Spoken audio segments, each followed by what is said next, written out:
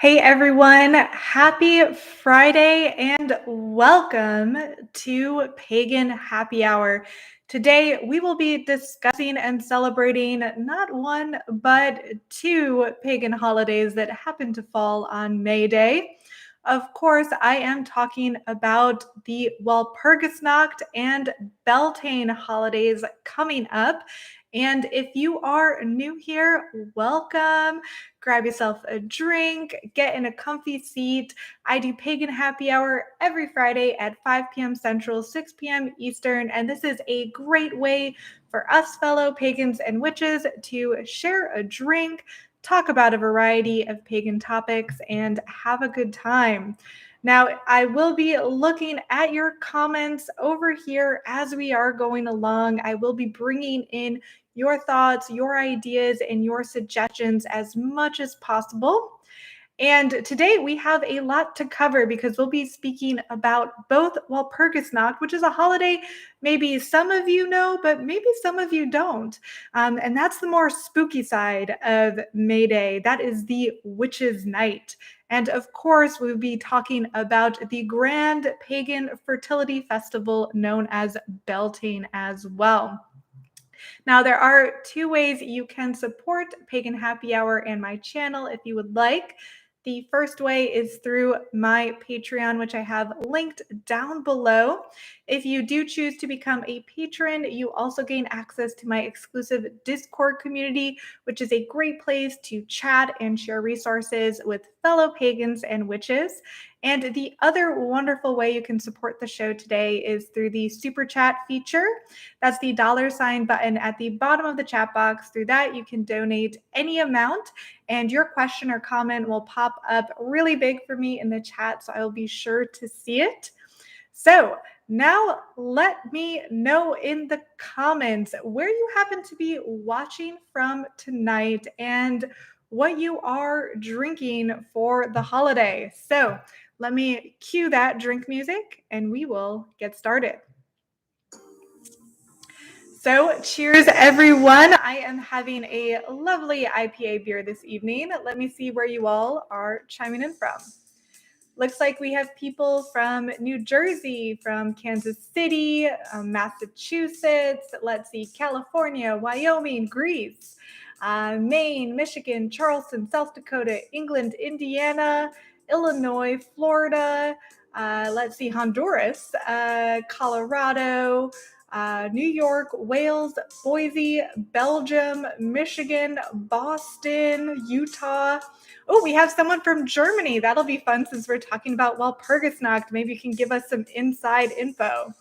Let's see, we have people chiming in from Tulsa, from France, from Houston, from San Fran, from Canada, and from Mexico. And we have our first super chat from Jakara. Cheers. Thank you. That says Happy Beltane. And Jakara is mentioning that you all should listen to Fawn's Walpurgisnacht song. Yes, you can find it on YouTube. It's a really good song and great music video. So great suggestion, and thanks for the super chat. So we got a lot to cover today, and I thought we would talk about Walpurgisnacht, which is a topic that I did cover, I believe, last year on a Pagan Happy Hour episode, but I thought it would be fun to go over it today because Walpurgisnacht and Beltane are two pretty different holidays in a lot of regards, but they both fall on May Day. So we're going to start with Walpurgisnacht. I'm going to give you the down low on this holiday, some historical information of what this holiday is about, the weird connection between Christianity and paganism with this holiday, and then afterwards we will be diving into Beltane. So let me turn off the drink music and we will jump right in to Walpurgisnacht. Okay. Awesome. So we're starting here with a holiday that is mostly celebrated in modern day Germany. Walpurgisnacht, Nacht meaning night. So it's kind of the witch's night. But this holiday actually has a interesting history, mostly to do with Christianity. And over time, it's been kind of reformed and overtaken by the pagans, or perhaps you could say reclaimed by the witch community. But originally, this holiday celebrated a saint, Saint Walpurga, who was an abbess in the 8th century. Now, she was known for a variety of things. She's definitely tied towards healing. It was believed that she helped heal whooping cough and rabies and all types of pestilence. But what we care about and what is more interesting is that she's also well known in the Christian world for battling witchcraft or stopping witchcraft in the community. So people would pray to her, to Saint Walpurga, to protect themselves from any baneful magic or from any witchcraft. And they prayed to her in particular. And the reason she garnered so much fame during her lifetime is she was actually pretty successful in converting the local populace away from paganism and to Christianity. Now, this is very ironic, I think, and I find it fascinating because originally this holiday was a anti-witchcraft holiday. It was an anti-witch holiday. It was honoring a saint that banished all witchiness from the realm. But nowadays, it's celebrated by witches or kind of in honor of the witch history, especially in Germany. And as we know from German folklore, Germany has long been fascinated with the archetype of the witch. So it's neat that it has had this kind of revision aspect to it. And I almost wonder if there are other holidays that over time might have this same effect. One of the things that comes to mind is Easter, for example, or even Imbolc. Imbolc, where you honor Saint Bridget from a Christian perspective, or sorry, but really from a pagan perspective, you're honoring the pagan goddess Bridget, who is much older. Or from an Easter context, sure, it's about Christianity, but the holiday itself being so close to the spring equinox kind of harkens back to an earlier pagan holiday of Ostara. So I could see this kind of happening with some other holidays as well, where over time the pagan community tries to reclaim some of these holidays that are dominated by Christian stories, but in fact have an older pagan past. So I think that's kind of neat. Let me see what you guys have to say, and then we'll talk a little bit more about Saint Walpurga and the weird witchy symbolism associated with her. I see McKinley in the comments mentioning St. Patrick's Day as another holiday pagans could perhaps reclaim. Yes, that is a great idea. I've talked about St. Patrick's Day many times, and there's a couple ways you could go about reclaiming the holiday of St. Patrick's Day. One, you could kind of think of it as a Irish folklore or an Irish pagan holiday where we kind of just use that time to read the old Irish folklore, to celebrate the Tuatha Danann or the Fae, things like that. Or you could even just look at another pagan holiday that happens to fall at the same time as St. Patrick's Day, but is Roman. That holiday is Liberalia, one that I've covered a lot on my channel before. Let me see what else you guys have to say. Okay. I see Prancing Stag in the comments say the snakes snuck back in. Yes, definitely in terms of St. Patrick's Day. The snakes never left. Oh, Henry K has an interesting question here about the origin of the maypole. And this is something that I am not an expert in. I still need to do more research here.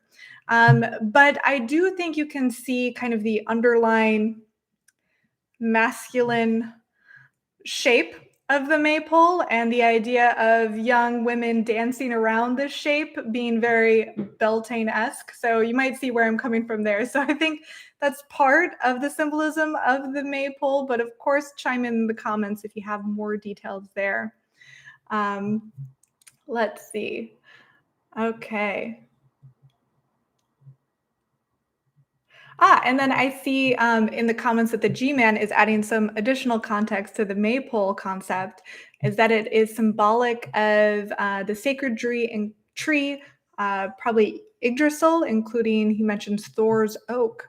Okay, interesting. Yeah, so that's a good point as well. I do know maypole celebrations. They used to be much more popular here in the States, not so much anymore. They are, of course, very popular still in Scandinavia and more so in other parts of Europe. But we should definitely bring it back to the States. The only places I've seen a maypole dance is at Ren fairs, which I do love a good Ren fair. But it would be fun to see more of that. Let's see. And then Drakkar is adding some more details here. The wreath at the top of the maypole representing the female fertility, which makes sense, womb-like, right? The circular shape, along with the masculine shape of the pole. So yes, definitely fitting into that Beltane symbolism. um, and then Leah in the comments is mentioning as a good Beltane film to watch would be the 1970s Wicker Man. And yes, I do love the 1970s Wicker Man, definitely not the newer version. Watch the 1970s one. There is a lot of fun kind of pagan symbolism in there. Of course, it is a horror movie, so they make it a bit more dramatic, perhaps, than many festivals were back then. But you guys are really bringing in some good conversation here, so thank you. Let's keep it coming. So, a couple other things about Walpurgisnacht that I find interesting is the Saint Walpurga, and you see her being shown with certain imagery that is kind of witchy in a lot of ways, even though she was known as the one who abolished witchcraft from the area. If you look at statues of her, sometimes you'll see symbols such as a grain, a sheaf of grain, something you see in pagan festivals, of course, grain being associated with many pagan deities. You also see a dog. The dog, or especially a black dog or a black hound, has often been associated with witches or considered a witch familiar. And the last symbol you see associated with the saint is the spindle, which is probably one of the witchiest symbols you can think of, right? Especially when we're thinking of Germanic folklore. The spindle has been associated with Frau Hulda, who is peppered throughout the Grimm's fairy tales. Frau Hulda kind of being a folklore variation of Frau Hol, who is kind of based on a ancient Germanic goddess. So there's a lot of witchy stuff there with the spindle.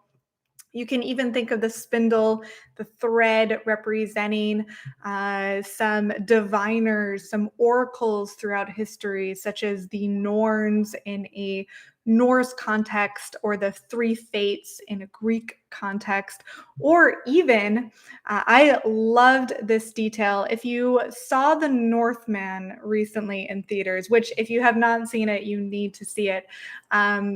Bjork she's in the movie a couple times, but in one scene, she's kind of a Russian priestess, and she has this sheaf of grain around her head there, and then she is holding a spindle and threading that spindle as she is weaving her prophecy. Super witchy, really tied into all this rich folklore and symbolism that you'll find in both Slavic and Germanic paganism and folklore. So I loved that little detail there that they put as her being the weaver with the spindle, weaving the story or the fate of the protagonist.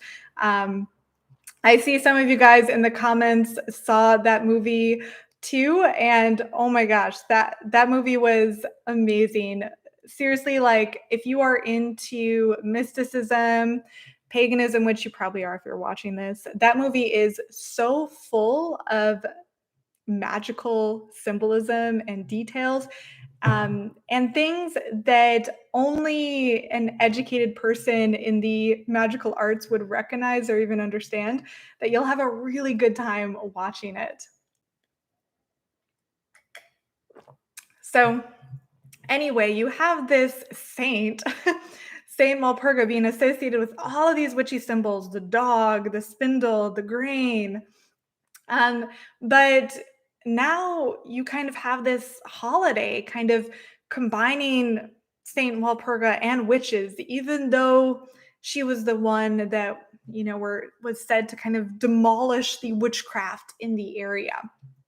But this holiday and Walpurgisnacht was tied in with Beltane too in some ways.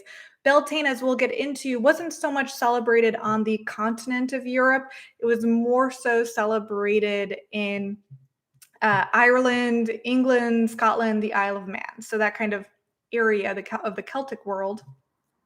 But they were still celebrating these kind of May Day festivities on the continent of Europe as well, like Walpurgisnacht. And they did a few other things too. So we do know that on Walpurgisnacht, traditionally children would gather the branches of certain trees, juniper, hawthorn, ash, and elder trees in particular. And these trees do have very significant magical correspondences as well. These are popular trees that, within traditional witchcraft context, you might create a wand out of some of these, such as the elder tree or the hawthorn tree in particular. But what they would do is they would take greenery, hang it around the house, kind of symbolizing the return of the green, the growth, the warm weather. And the greenery here, these tree branches, were also considered to originally be an offering to the Germanic goddesses. So if you are looking for ways to decorate your home in a traditional pagan way, then finding some branches of any of these trees to decorate with would be a great way to celebrate Walpurgisnacht or Beltane using some kind of historical information here. But after the Christianization happened in the area, these branches shifted. Instead of being offering for the gods and goddesses in a pagan context, they became something to deter any witchy influence. So the items themselves shifted in their meaning and context. But of course, we can reclaim that as modern pagans and use these tree branches to represent what they did originally, which is an offering to the Germanic gods and goddesses on this time of May Day. So that's just one thing people did. There are many ways that people celebrated Walpurgisnacht in Germany and how they celebrated it back in the day. And today is, of course, different. And there is a additional interesting meaning here to Walpurgisnacht, a piece of folklore that I find neat. So in German folklore, Walpurgisnacht or Walpurgisnacht was believed to be the night that the witches would meet for their Sabbat. Something that is littered throughout the folklore, this concept of witches meeting in the middle of the night to make, contracts with the devil and spirits and all of that kind of stuff. It all kind of runs rampant within the Christian imagination. Though the idea is that Walpurgisnacht was believed to be the night where the witches met.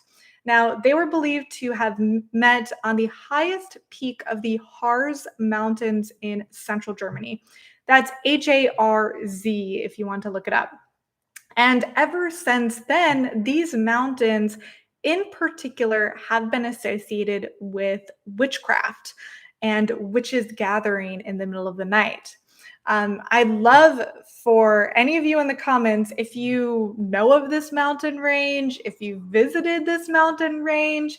I would love to hear from anyone if they've ever been to central Germany, if they've heard of this, if they've seen these mountains, this forested area, because I'd be really curious if it has kind of a spooky vibe to it, considering how much folklore is based there. Um, so I think that's kind of interesting. And what people would do in the region to ward off the evil in that mountain range is they would light big fires to both protect themselves and their livestock.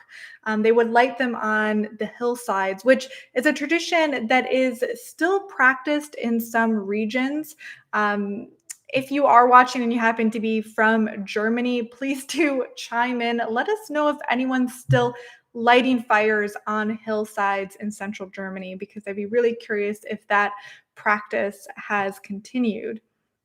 But it is interesting, this focus on fire, because we're going to see the exact same thing when we look at Beltane, which was occurring kind of, across the waters off the continent in Ireland, England, Scotland, and the Isle of Man. But they have this huge connecting point for the concept that fire being a huge part of these May Day festivities. Now, Walpurgisnacht is not associated with fertility so much. So that is the biggest difference between Walpurgisnacht and Beltane. Walpurgisnacht is more the witchy aspect, the celebration of the coven, the reclaiming of the witch against the Christian influence. So kind of a different thing there. And also, over the years, it's starting to become more and more popular to kind of reclaim Walpurgisnacht and to celebrate it by honoring the archetype of the witch. In Bavaria, in particular, they celebrate something called Hexennacht, the night of hexes, the night of baneful magic, where people do dress as witches or demons. They set off fireworks, they dance, they have bonfires, and it's said to kind of, deter the witches and any bad spirits away. But in reality, I think a lot of it is to celebrate the witch, to honor the witch, because I think it's meant to be kind of now in contemporary society a fun festival to join in, to be the witch of Germanic history and folklore and to celebrate that sacred power. So it's really changed a lot over the years. And I really hope someday to get to Bavaria to learn more about Hexennacht and Walpurgisnacht and how this Night of the Witches is celebrated today.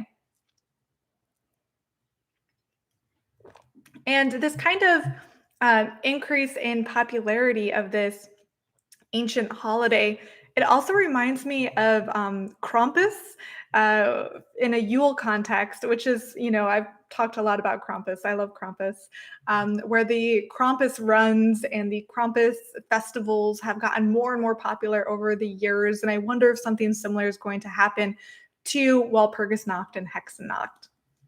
But we're going to shift over to Beltane. But before we do, let me check your comments, see if any of you all have anything interesting to add here. Okay.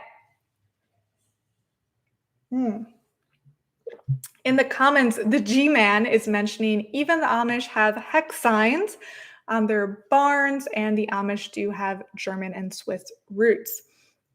Yes, the Amish have the tradition of using hex signs on barns. Not just the Amish, you'll actually see that throughout America. I did a video a couple weeks ago on protection magic, and one of the pieces I talk about is early hex signs in American history. So not just barns, but even churches would have hex signs. And usually they were meant to deter witchcraft. It's almost a version of a Christian sigil in some way. It's kind of neat. But of course, we can reclaim those hex signs and use them for our own purposes, should we choose to.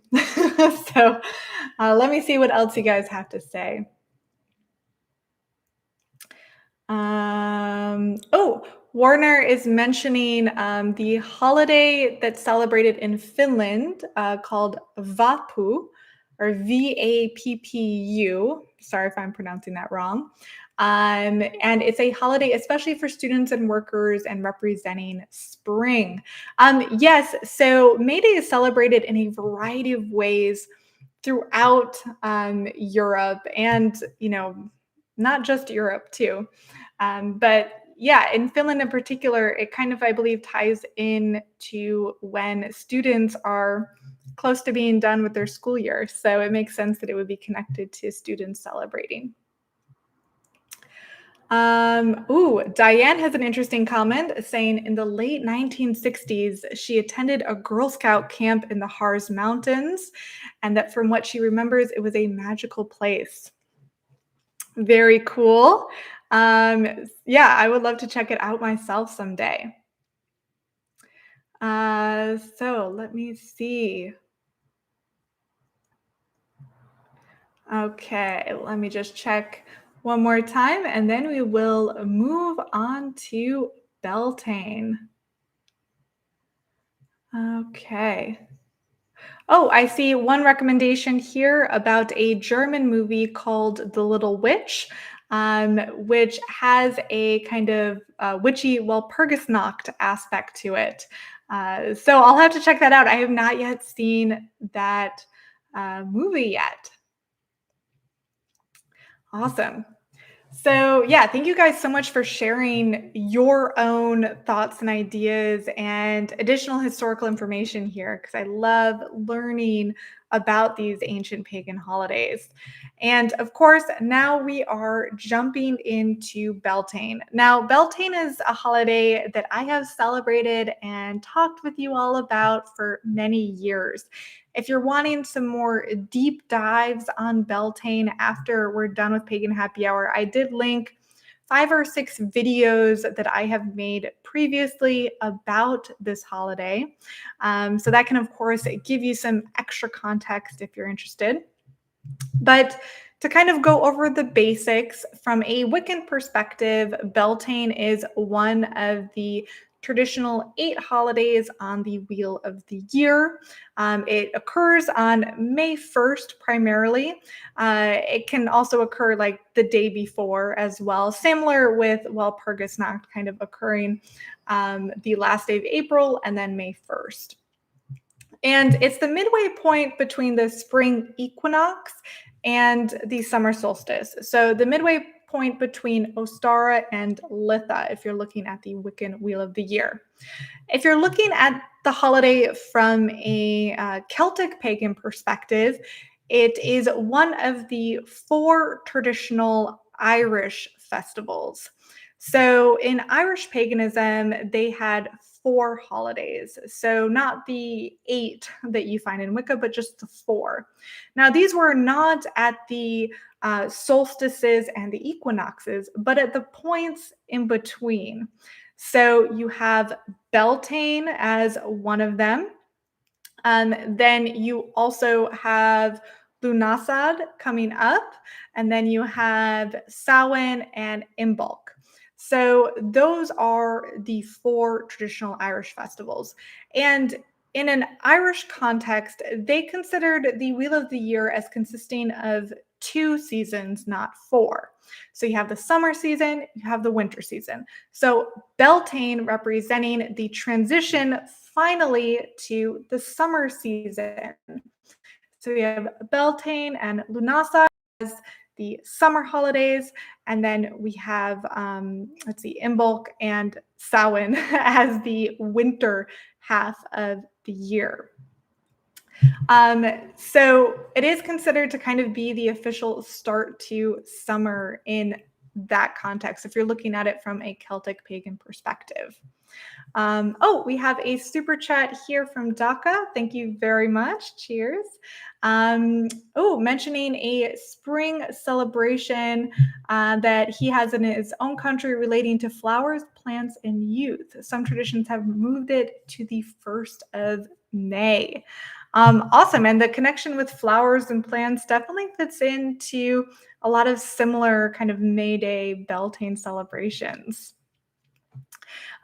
So when we think about modern Beltane, it's really based on these historic pagan celebrations that were occurring in the Celtic world. So again, that's Ireland, Scotland, England, and the Isle of Man in particular. So how we know about what they were doing back then in pagan times, it's a little sketchy. We don't know that much, and we're relying on information that had been written down much later. We do also have some knowledge from folklore too that's been passed down through the oral tradition, so that can help. Beltane was first mentioned in an Irish text in the 10th century.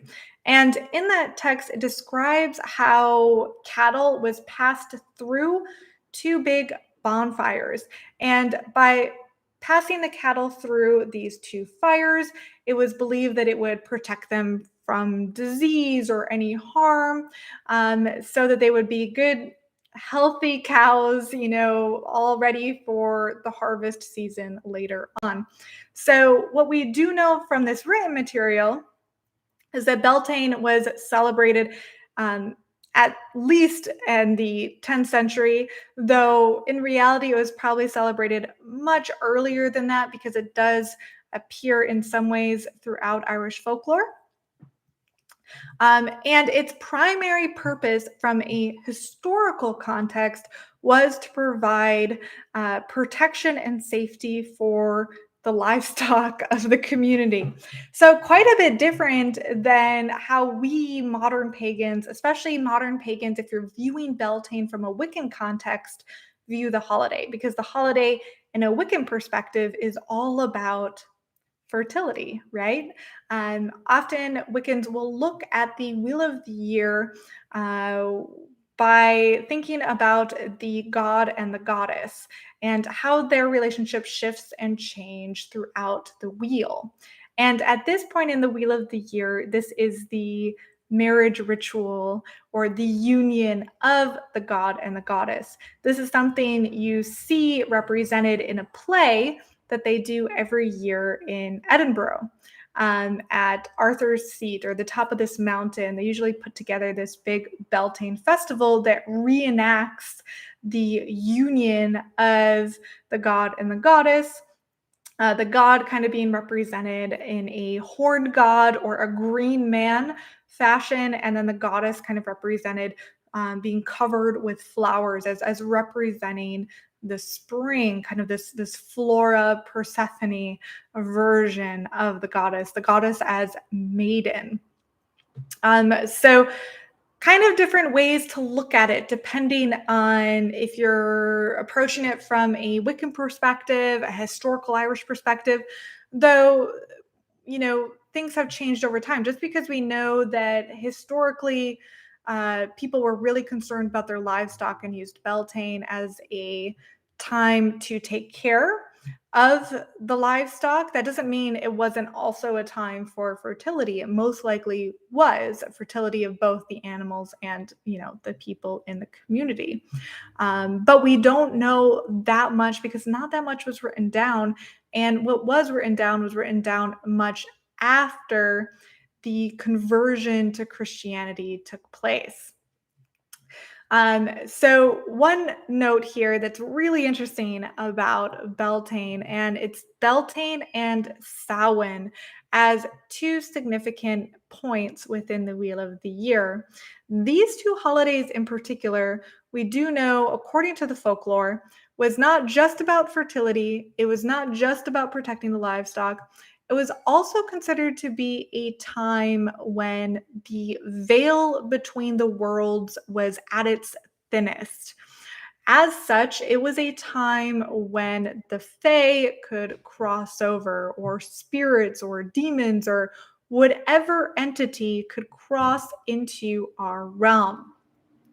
This is something I've definitely talked about more so in the context of Samhain, where historically people would wear masks to blend in with the fae and the spirits so that they wouldn't be attacked or noticed by them. And that's kind of where our tradition of masking for Halloween comes from.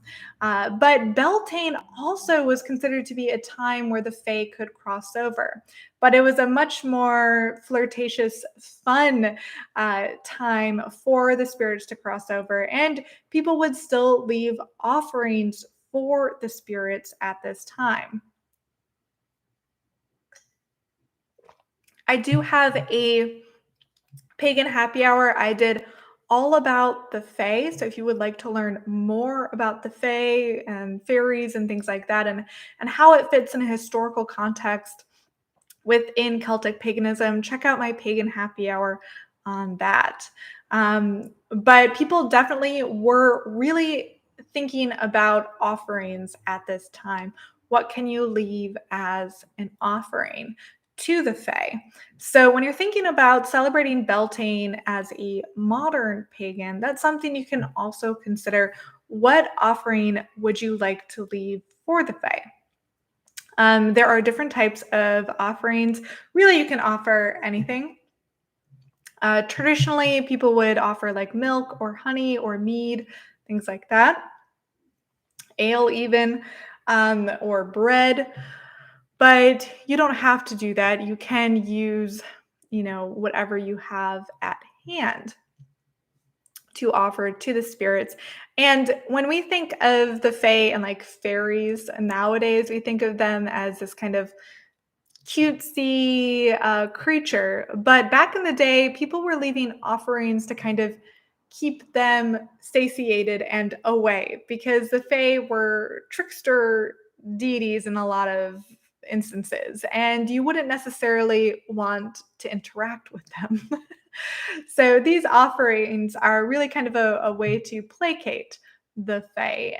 So keep that in mind when you're kind of planning out what you might want to leave as an offering for the Fae for Beltane, because both Beltane and Samhain are the two main holidays where that veil is at its thinnest. So do keep that in mind.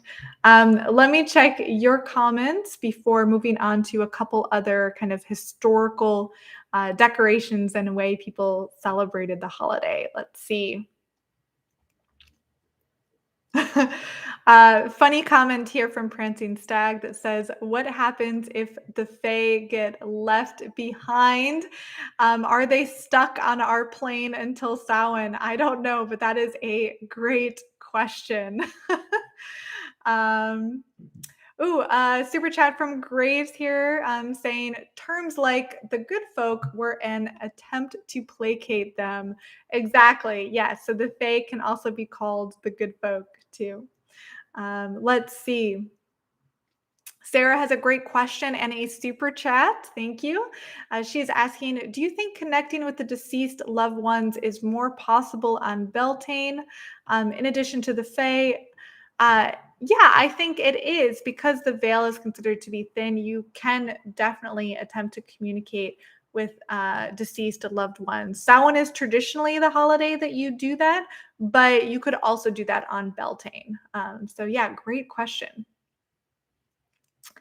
Um, Daka has a super chat and an interesting point here about a historic song about building a town where the Fae doesn't allow the town to be built until the blood offering is made.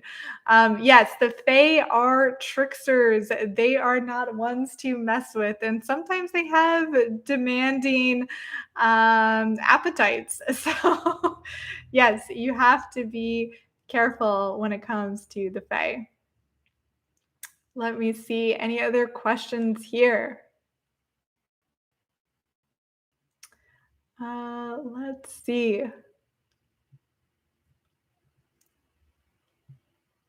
Ah, good question here about the archetype of the horned god and if it has any significance during Beltane. So, the horned god in general is probably a fascinating topic for a whole pagan happy hour episode on its own, because the horned god is, of course, connected to a Christian aspect. So when you think about how paganism and witchcraft was viewed through the Christian lens, the horned god was representative of Satan. But there were also horned gods in a pagan context. Pan comes to mind, for example. And Pan, of course, is a deity that I would consider very much connected to May Day, Beltane, this time of year, because he is um, a fertility deity. He's always running after those nymphs, if you know what I mean. Even like Roman, from a Roman context, you could think Priapus, who I talked about previously, as a Beltane deity. But the horns in particular, you can also think of Cernunnos from a Celtic god context. We don't know too much about him other than the horns, because the Celts and the Druids didn't really write much down. So there have been many variations of horned gods and horny gods in a variety of pagan cultures and time periods. So there's also even some crossover with the Green Man too. The Green Man is often shown in a Beltane context as well, or you have the Holly King and the Oak King metaphor too. So basically, in my view, the horned god represents the wild masculine energy of the forest, or kind of the wild masculine energy of the male, right? It's not good, it's not bad. It is, and it can be expressed in kind of this animalistic, virile way during Beltane. So that's my view of how the horn god fits in um, to Beltane in both a historical and a modern context. Paganism is interesting because the way we look at deity and nature is in a very nuanced way, right? Nature is not good or evil, it just is, and it contains both. As such, the horned god is as well. The horned god to me represents that wild aspect of the natural world. So, long answer to your question, and there's so many tangents we could go on when talking about the idea of the horn god and that archetype. So we'll have to do that in a future pagan happy hour. Let's see. Okay. Lorem Ipsum in the comments is asking if I had any thoughts on how Beltane was portrayed in the Mists of Avalon. Yeah, I read that book and I've seen the made-for-TV movie. I would recommend the made-for-TV movie if you can get a hand on it. It is pretty fun. It's, of course, not great cinema or anything, but they do portray Beltane in that movie, and I do like the way they portrayed it. It's very much a fertility festival, where the men go out into the woods to hunt the stag, and then the man that successfully hunts the stag gets the woman. So yeah, I mean, I don't know if the Celts were doing that exactly, probably not, but maybe some variations of that, perhaps. Of course, we don't have written material to tell us much about how Beltane was celebrated, other than the fact that there were these bonfires, these festivals, people were caring about their livestock, they were trying to protect their livestock. We don't really have any written material, as I know of, that talks about the fertility aspect of the holiday. What we do have is folklore passed down through the oral tradition. So still a lot of unknowns there. So you have to use your intuition, perhaps, maybe. Okay. Let me just check your comments here. Let me see if there's anything else. Oh, okay. And then another comment here about May Day bonfires, that people jumped over these huge fires to cleanse themselves of negativity and bring good luck for the year. Yes. So going back to what we do know from a historical context about Beltane, these big bonfires, right? So we know that, yes, they use them to cleanse their herd of animals and cleanse themselves by jumping over them. You even see this sometimes in modern handfasting or pagan wedding ceremonies where you have like a little bonfire on the ground and then the bride and groom hold hands and jump over it, or the jumping over the fire for good luck. That definitely seems to be a custom that is pretty old, probably originally associated with Beltane. And then on top of that, people would make and drink certain things. So, at least in Scotland, they would make bannock cakes, or it's a type of oat cake, pretty simple. I have a video where I make one with a recipe if you're interested in trying it yourself.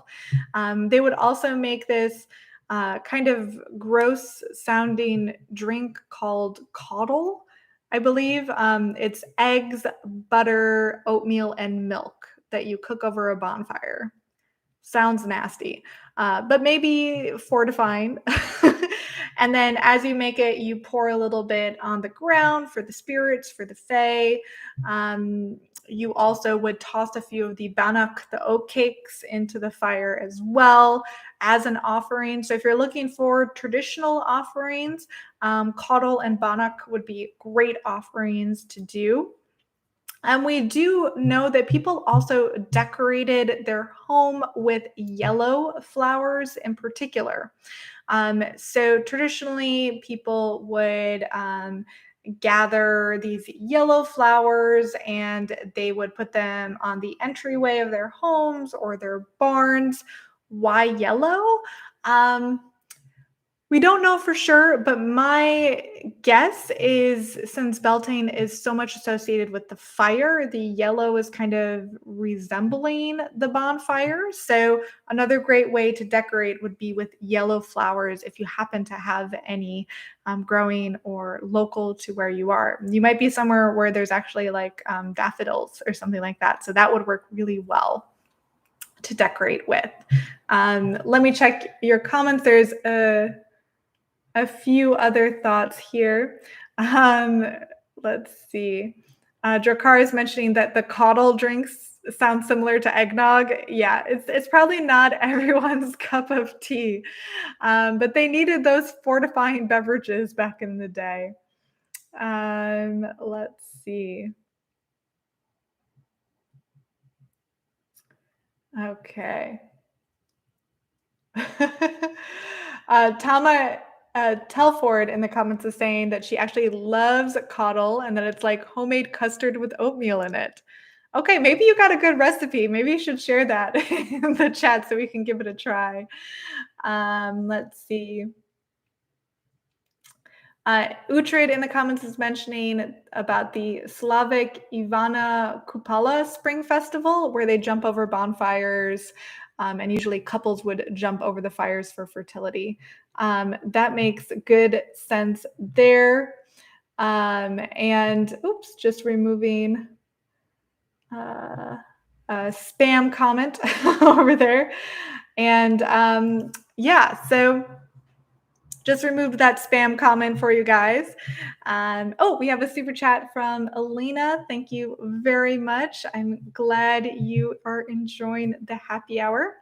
Another thing people would do with the Beltane bonfire, which I think is really sweet and interesting, is what people would do in the community. Everyone had their hearth fire, right? You would extinguish your hearth fire before the Beltane festival. And then you would take a torch with you, a non-lit torch with you, so just a branch basically, to the communal fire. You would light your branch in the communal fire as everyone else in the community would do. And then when you went home, you would relight your hearth. So in that way, everyone in the community, their hearth is being lit by this central fire. It's kind of a neat way to kind of bind the community together that I thought was really sweet and special.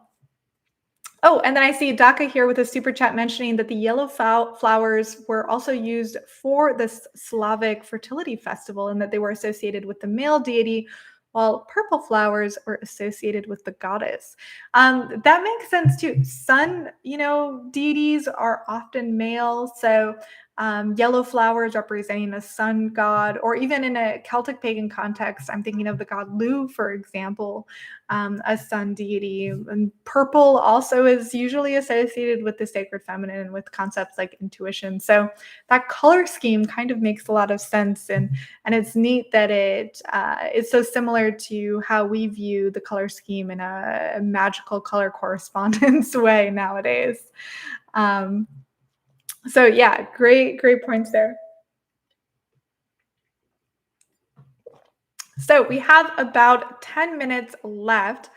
I would love for you all in the comments to now share with me how you plan on celebrating Beltane or Walpurgisnacht or any of the other May Day spring fertility festivals. What do you like to do? Do you decorate your altar? Do you leave an offering? Are you gathering in a community? I'm actually going myself to a community event at a local witchy shop in my city tomorrow. So that should be fun. I'm always excited to meet fellow witches and pagans. I always try and do a nice spring meal for Beltane. So planning that out and cooking, I like to do that. And of course, leaving offerings. If you watched my Beltane altar tour, I usually just decorate with flowers, and I this year I used an elderflower liqueur as my offering to the fae, but you can use whatever you'd like.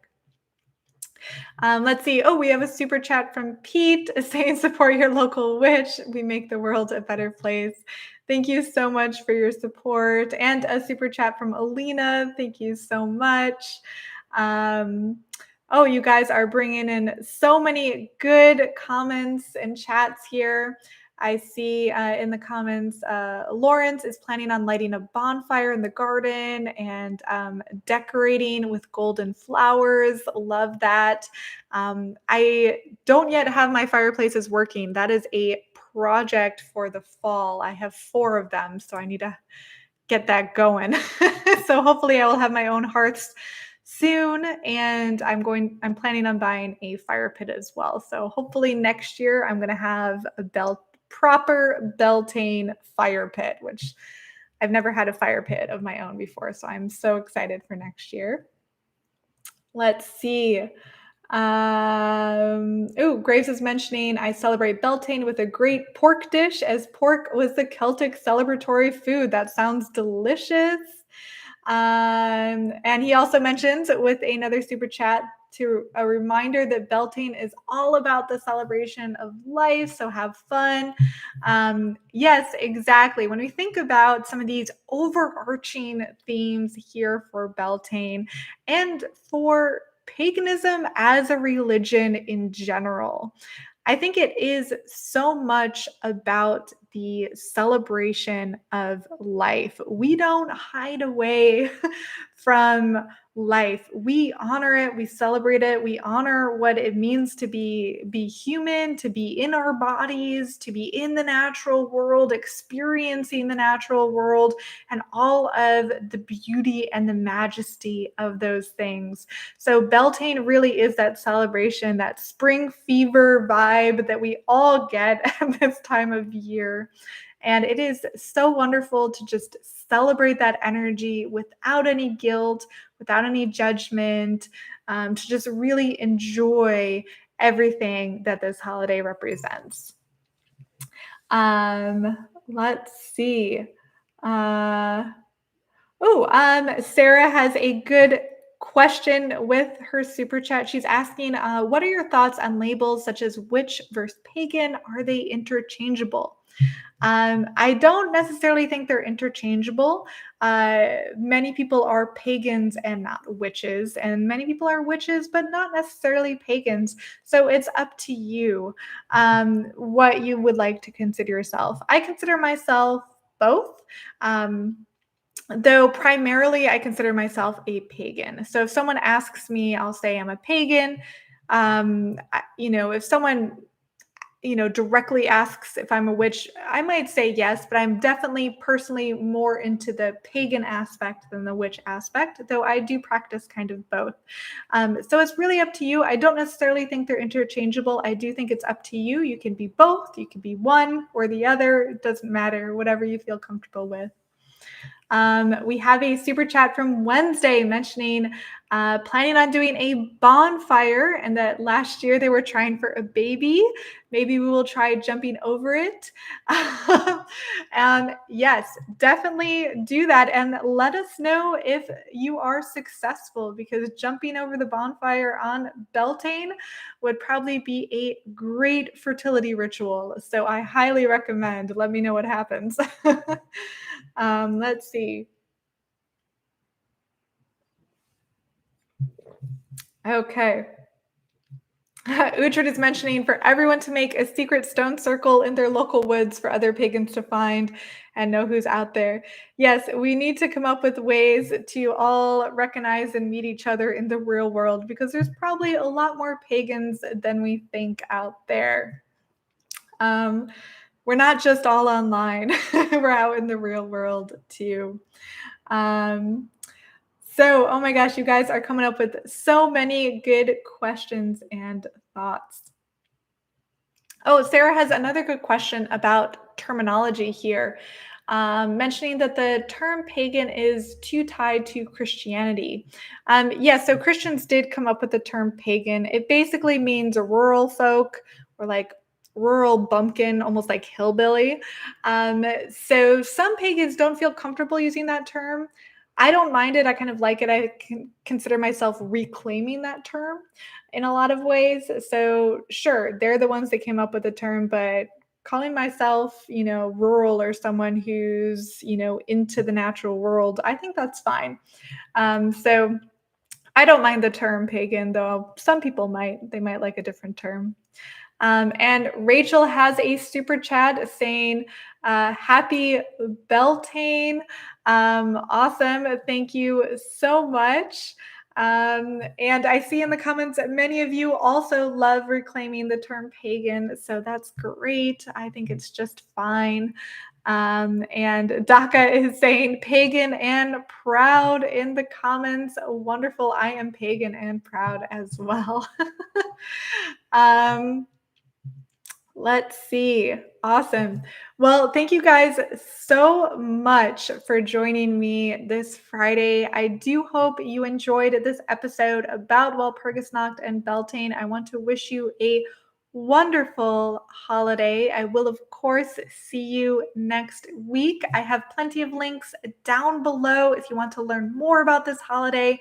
And of course, please keep chatting and sharing thoughts and ideas.